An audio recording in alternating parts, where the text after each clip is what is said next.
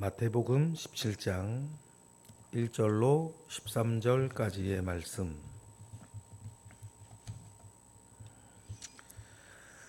우리 다 같이 한 목소리로 합독하겠습니다. 엿새 후에 예수께서 베드로와 야고보와 그 형제 요한을 데리시고 따로 높은 산에 올라가셨더니 그들 앞에서 변형되사 그 얼굴이 해같이 빛나며 옷이 빛과 같이 희어졌더라. 그때에 모세와 엘리야가 예수와 더불어 말하는 것이 그들에게 보이거늘 베드로가 예수께 여쭈어 이르되 주여 우리가 여기 있는 것이 좋사오니 만일 주께서 원하시면 내가 여기서 초막 셋을 짓되 하나는 주님을 위하여 하나는 모세를 위하여 하나는 엘리야를 위하여 하리이다. 말할 때에 호련히 빛난 구름이 그들을 덮으며 구름 속에 소리가 나서 이르되 이는 내 사랑하는 아들이요 내 기뻐하는 자니 너희는 그의 말을 들으라 하시는지라. 제자들이 듣고 엎드려 심히 두려워하니 예수께서 나와 그들에게 손을 대시며 이르시되 일어나라 두려워하지 말라 하시니 제자들이 눈을 들고 보매 오직 예수 외에는 아무도 보이지 아니하더라. 그들이 산에서 내려올 때에 예수께서 명하여 이르시되 인자가 죽은 자 가운데서 살아나기 전에는 본 것을 아무에게도 이르지 말라 하시니 제자들이 물어 이르되 그러면 어찌하여 서기관들이 엘리야가 먼저 와야 하리라 하나이까. 예수께서 대답하여 이르시되 엘리야가 과연 먼저 와서 모든 일을 회복하리라. 내가 너희에게 말하노니 엘리야가 이미 왔으되 사람들이 알지 못하고 임의로 대우하였도다. 인자도 이와 같이 그들에게 고난을 받으리라 하시니 그제서야 제자들이 예수께서 말씀하신 것이 세례 요한인 줄을 깨달으니라. 아멘. 유명한 변화산, 산 이름이 변화산이 아니고 예수님께서 하나님의 영광스러운 모습으로 변형되었던 장소를 기려서 변화산이라 부르는 것이죠. 그래서 우리 그 유명한 변화산에서의 사건을 오늘 우리는 읽었습니다. 이게 무슨 의미일까? 마태복음에서 우리가 어떤 맥락에서 이런 이야기가 나온 것일까? 이 이야기가 우리에게 예수 그리스도에게 대해서 지시하는 바가 무엇인가? 이런 것들을 이해하는 것이 여러분 매우 중요하겠습니다. 이 사건은 여러분 먼저 이렇게 두 가지로 정리해서 이해하시는 것이 중요합니다. 첫 번째는 뭐냐면 가이사랴 빌립보에서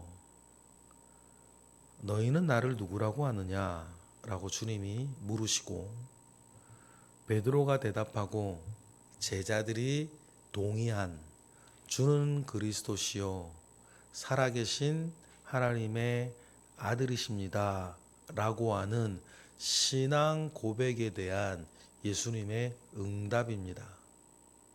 그러니까 무슨 뜻입니까? 변화산 사건은 베드로가 한 신앙 고백에 대해서 진짜 그러하다라고 하는 것을 예수님께서 실제로 보여준 사건이 변화산 사건이다. 변화산 사건에서 등장하시는 예수님은 그냥 하나님이신 것입니다.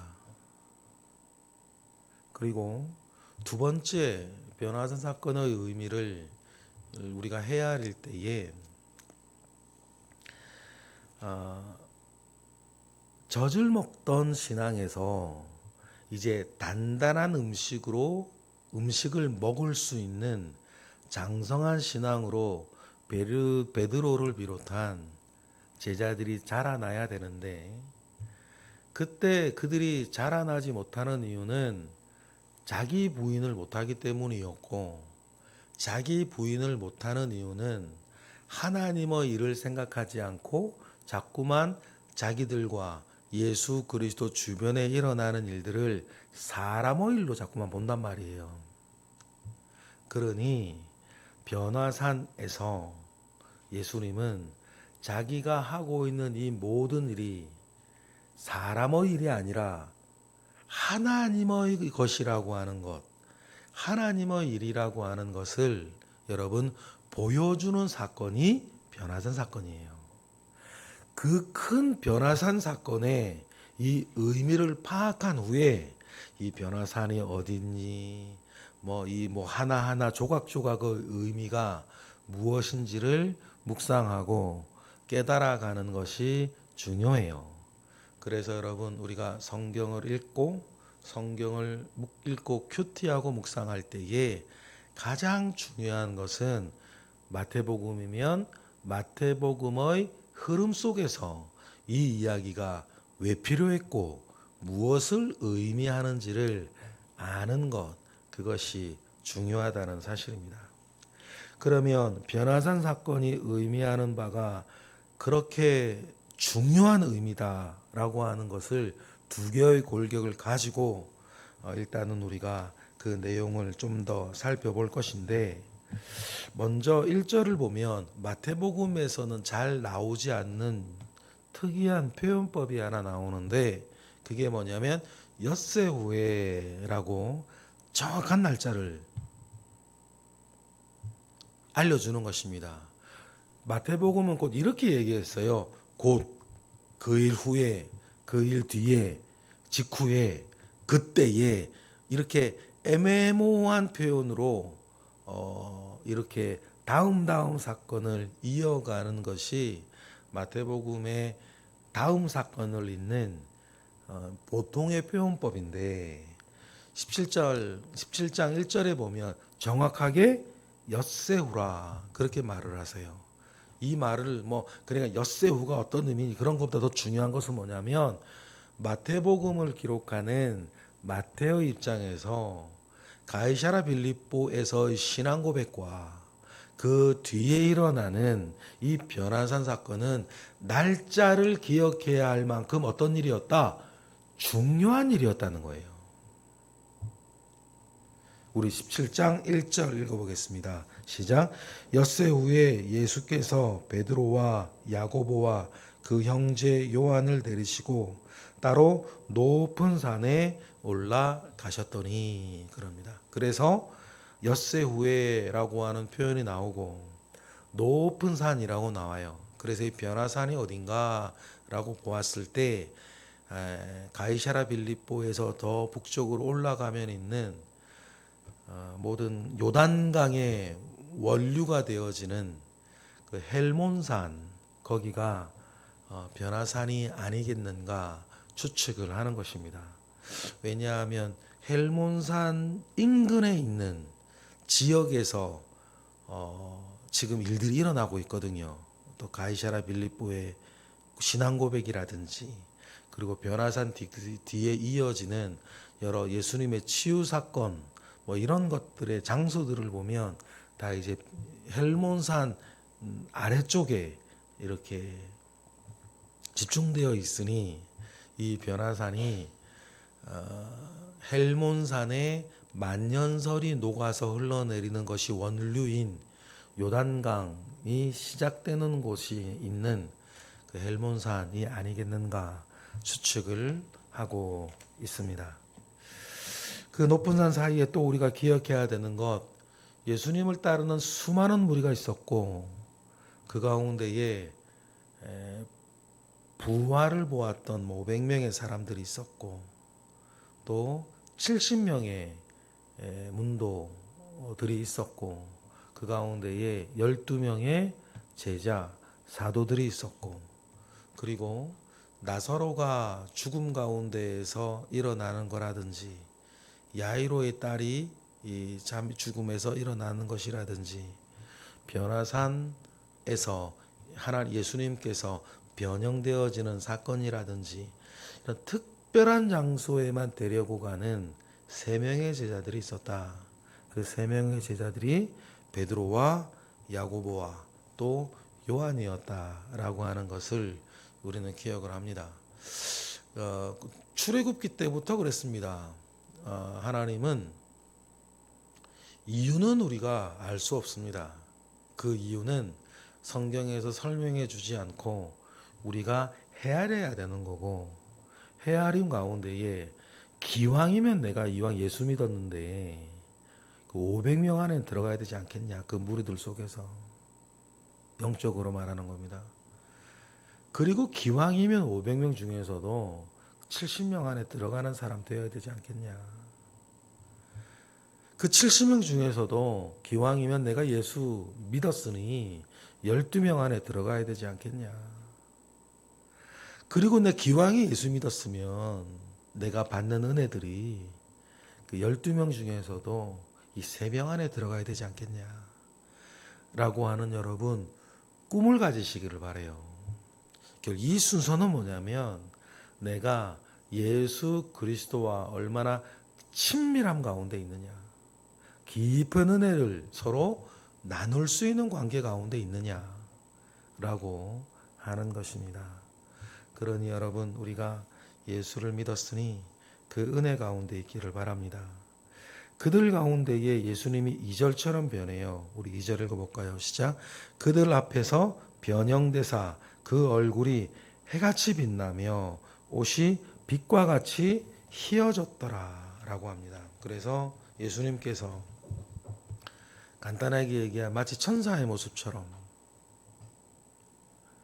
하나님의 모습으로 이렇게 변형되어지는 일입니다. 그러니 여러분, 우리가 직전에 왕권을 가지고 내가 인자가 다시 오는 것을 보겠다라고 하는 말씀이 요한계시록에서 완벽하게 이루어졌고, 작게는 변화산에서도 그 일들이 소소하게지만 이루어졌다, 그렇게 우리가 이해할 수도 있습니다. 그런데 거기에서 놀라운 사건이 하나 또 벌어지는데, 예수님이 변형되어진 그때에 유명한 구약의 두 인물이 예수님과 함께 나타난 것입니다. 3절 읽어보겠습니다. 시작. 그때에 모세와 엘리야가 예수와 더불어 말하는 것이 그들에게 보여요. 이 세 명의 제자들은 모세를 만난 적 없습니다. 엘리야를 만난 적이 없어요. 그런데 모세와 엘리야인지 어떻게 알았겠어요? 예수님과 이 세 명이 주고받는 인사와 뒤의 이야기를 통해서 저분이 모세구나, 저분이 엘리야구나 라고 하는 것을 알게 되었겠죠. 그런데 여기서 더 중요한 게 있어요. 왜 하필이면 모세와 엘리야냐라고 하는 것입니다. 이게 제일 중요해요. 이 변화상 본문에서. 왜 하필이면 다른 구약의 여러 인물들이 있는데 모세와 엘리야냐라는 것입니다. 모세가 대표하는 게 뭡니까? 엘리야가 대표하는 게 뭐죠? 율법과 선지자예요. 율법과 선지자는 예수님 시대의 관용적인 표현이었습니다. 율법과 선지자가 의미하는 바가 뭡니까? 구약 성경 전체를 얘기해요. 그러니 구약을 대표하는 모세와 엘리야가 예수와 함께 있는 것입니다. 그때 얼마나 시간이 지났고 어떤 이야기들이 논의되어졌었는지는 우리는 알 수 없어요. 그걸 기록해서 전해주지 않으니까. 기록해서 전해지지 않는다는 것은 우리가 그것까지 구태여 알 필요 없다는 것이에요. 하지만 그 일들이 얼마나 황홀할 만큼 은혜가 되었으면 베드로가 4절처럼 말할 정도였어요. 자기 사명도 잊어버리고 자기 삶도 잊어버리고 장모도 잊어버리고 장모가 있었다는 건 자기 와이프도 잊어버리고 자기의 모든 것들을 잊어버리고 베드로가 4절처럼 말할 정도로 황홀한 순간이었다는 거예요. 우리 4절 읽어볼까요? 시작.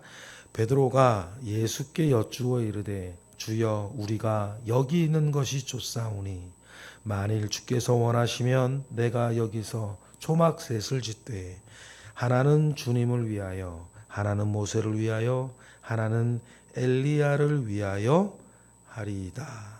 그렇게 말할 정도로 엄청난 경험을 모세와 요한과 야고보는 하게 되었다.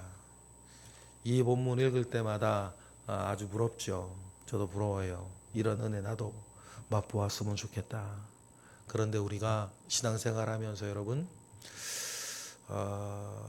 요즘 젊은 어린 사람들이 보면 그런 경험이 있을까 싶을 정도로 속상하고 섭섭한 부분이기는 한데 여러분들이 이 변화산에서 이 일이 어느 정도의 은혜인지 우리가 알 수 없으나 여러분들이 젊은 소식석 시절부터 지금까지 교회 생활, 신앙 생활 하다 보면 우리가 이때의 베드로가 받았던 은혜를 상상할 수 있을 만큼 황홀한 은혜의 순간들을 여러분은 경험하셨을 거예요. 나는 그런 거 없는데 그래도 괜찮아요.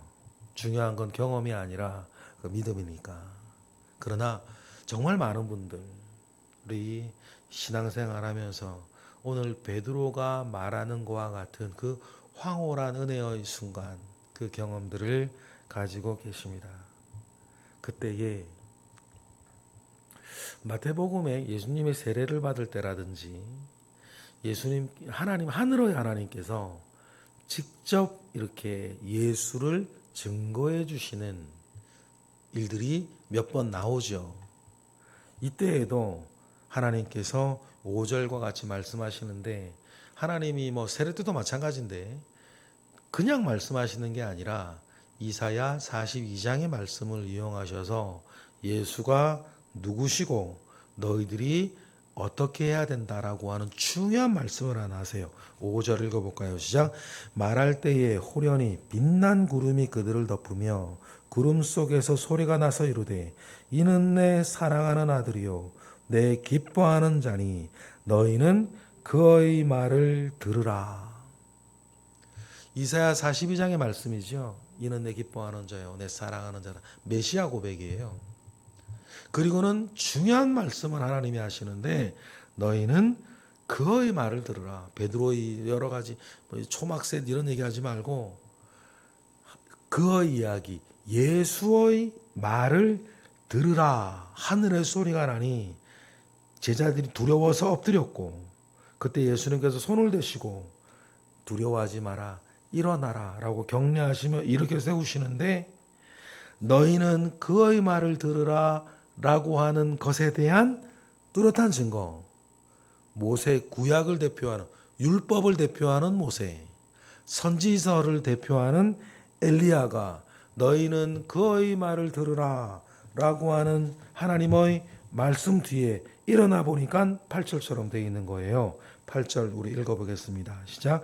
제자들이 눈을 들고 보매 오직 예수 외에는 아무도 보이지 아니하니라. 이게 이어지는 거 굉장히 중요해요. 그러니 너희는 그의 말을 들으라 라고 했을 때 율법을 대표하는 모세, 선지자서를 대표하는 엘리야가 사라져버린 거예요. 폐하해졌다는 게 아니고 모두가 예수 그리스도 안에서 뭐가 되었다? 완성되었다. 그러니 너희는 예수 그리스도 그의 말을 들으라. 그 안에서 다시 나오는 구약의 모든 말씀을 듣고 하나님의 모든 말씀을 예수 그리스도 안에서 다시 시작하라. 그래서 우리가 하나님의 이름으로 기도하지 않고 지금도 예수의 이름으로 기도하고 우리를 하나님의 사람이라 말하기도 하지만 그리스도인 예수 그리스도의 사람이라 즐겨 말하게 됩니다. 이 사건을 통해서 예수님의 제자들인 이 베드로와 요한과 야고보는 예수 그리스도가 확실히 하나님의 아들이요 그리스도인 것을 확실히 알게 됐어요. 확실히 알고 나니까 확실히 알고 나니까 질문이 하나 생기죠. 아니 그러면 그 메시아 하나님의 아들이 오기 전에는 엘리야가 먼저 온다 그랬는데 왜 엘리야가 먼저 온다 그랬냐면 세상에서 역사 가운데에서 죽음을 이 땅 가운데 맛보지 아니하고 하늘로 승천한 세 사람이 있는데 그 중에 한 사람이 누구예요? 엘리야이기 때문이에요. 그래서 정말 하나님의 아들 메시아가 오기 전에는 엘리야가 먼저 올 거라 그랬는데 엘리야가 왜 먼저 안 왔습니까? 라고 제자들이 묻는 거죠. 그 본문이 뒤에 나와요. 그때 예수님께서 말씀하십니다. 엘리야가 왔었다. 그런데 사람들이 그를 엘리야로 대접하지 아니하고 임의대로 자기 마음대로 했다. 누구 말하는 거예요? 헤롯 안디바 얘기하는 거 아닙니까? 그래서 왔던 엘리야를 죽였다. 그런데 이런 일들은 이스라엘에 처음 있는 일이 아닙니다. 구약의 여러 선지자들 중에서 늙어 죽은 사람이 어디 있습니까? 다 순교했지. 마찬가지로 먼저 왔던 엘리야가 인간들의 손에 임의로 처분되었다. 정말 장난처럼 생일상에 선물로 그 머리가 쟁반 위에 올려져 드려진 거 아닙니까? 그 이야기를 예수님께서 하시니 그 엘리야가 누구였는지 그제서야 제자들이 깨달았다. 13절 시작. 그제서야 제자들이 예수께서 말씀하신 것이 세례 요한인 줄 깨달으니라. 여러분, 이 말씀을 오늘 우리 마무리하면서 예수가 누구신지, 변화산 사건이 어떤 의미인지, 마태복음의 맥락에서 이 이야기가 왜 여기 들어와 있는지 여러분 밝히 보시기를 원하고, 그리고 끝으로 정말 하나님께서는 또 예수 그리스도께서는 성경 말씀에 1.1핵이라도 패하지 아니하시고 다 이루시는 분이시구나.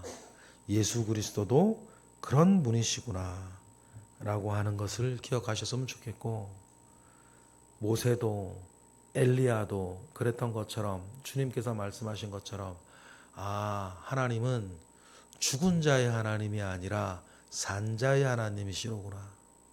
그러니 우리가 믿음 안에서 떠나보냈던 많은 우리 믿음의 동지들,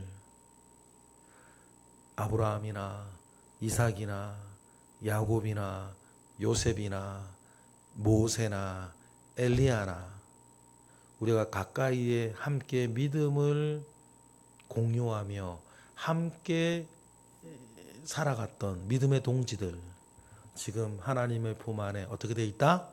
소멸되지 않고 다 살아계신다. 그래서 예수님이 말씀하신 바 하나님은 죽은 자의 하나님이 아니요 산 자의 하나님이시라. 그런데 너희들이 아브라함의 하나님이요 이삭의 하나님이요 야곱의 하나님이라 부르지 아니하냐. 그러면 하나님 안에서 이 아브라함과 이삭과 야곱이 죽어 없어졌다 살아있다. 살아있다는 거예요. 그것이 우리에게 큰 증거가 되는 것은 우리가 믿음 안에서 이 땅에서 죽음을 맞이하여 떠나보냈던 그 모든 사람들이 지금 어떻게 있다? 모세와 엘리야가 변화산에서 다시 등장한 것처럼 그들도 살아있다는 뜻이에요. 여러분, 이것이 우리에게 왜 중요합니까? 우리도 그렇게 될 거기 때문이에요. 이 땅에서의 죽는 것이 마지막이 아니로구나. 여러분, 그 사실을 명심하시고 그 은혜 위에서 승리하시며 이 복음 안에서 늙는 것도 서럽지 않고 죽는 것도 무섭지 않고 복음 안에서 영광스럽게 살아가시는 우리 모두가 되기를 주님의 이름으로 축복합니다. 기도하겠습니다. 할렐루야. 하나님, 감사와 영광을 올려드립니다. 크신 은혜 가운데에 우리를 두셨습니다. 큰 역사 가운데에 온전케 하시옵소서. 복음이 우리에게 주는 능력과 오늘의 소망을 우리가 바라보며 예수 그리스도가 누구신지 다시 확인하게 하심에 감사드립니다. 그 믿음 위에 우리가 굳건히 서게 하옵소서. 이 시간 드려지는 1000번째 예물 있습니다. 예물 위에 주님 함께 하시옵소서. 오늘도 새벽을 깨워 기도하는 이들 있습니다. 그들의 기도 가운데에 주님 함께 하옵소서. 예수 그리스도의 이름으로 기도드렸나이다. 아멘.